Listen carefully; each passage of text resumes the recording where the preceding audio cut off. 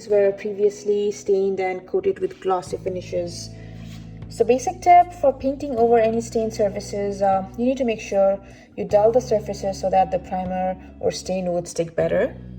Alright, so the process begins with thoroughly cleaning the surface, and once it's clean and dry, take a sand block and lightly sand just to roughen the surface. No need to sand down to the bare wood since you're just painting over it.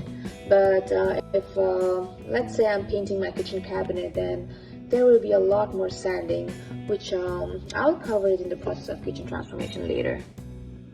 Take a clean damp rag and wipe off the dust from the sanded surface.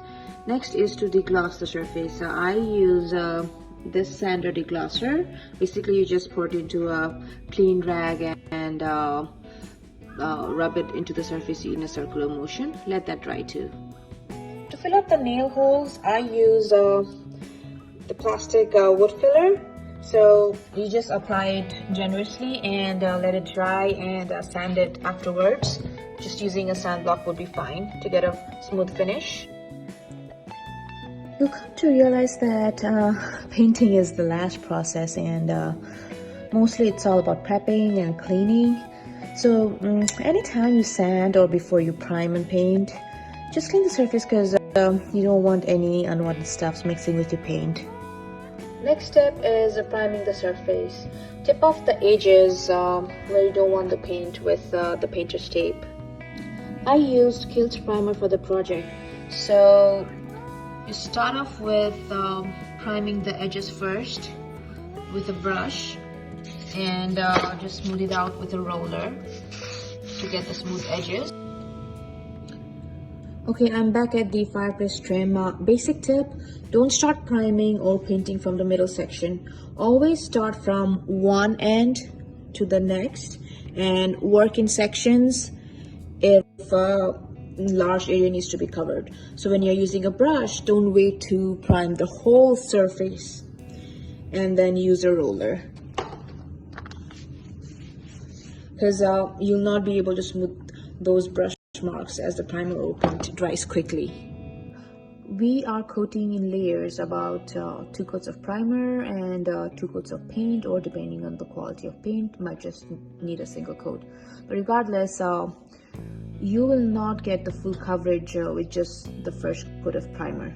So do not apply excessive primer to the surface in attempts to hide the underneath color, otherwise you'll just end up with paint runs.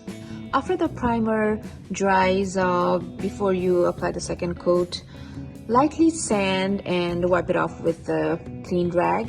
And after the second coat of the primer, repeat the same process for sanding. And next up, I painted with Sherwin-Williams Pure White in semi-gloss.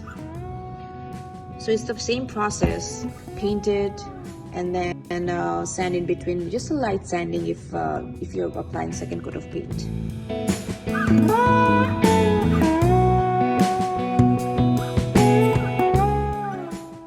This is how it looks like now after I spray painted the edges and the door surrounds.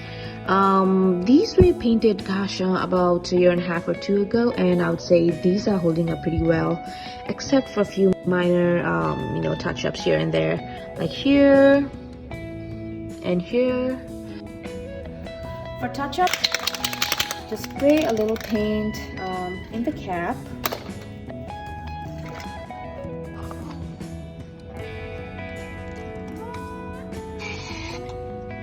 And use a brush to apply.